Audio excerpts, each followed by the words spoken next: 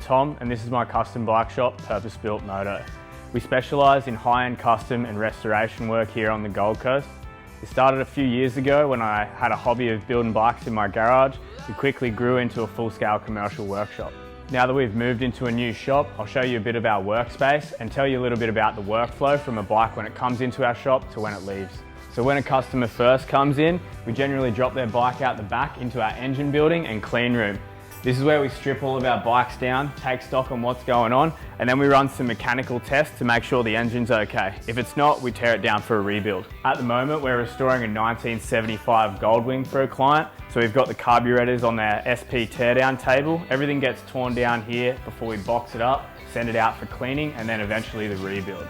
This part of the shop, we don't see any fabrication because we have to keep everything super clean, which is why we've boxed it in.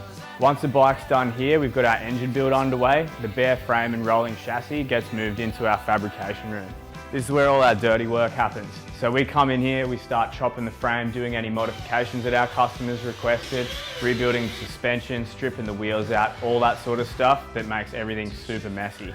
So this thing, we can sort of close the doors up, put the fans on, and contain all the mess within our workshop here.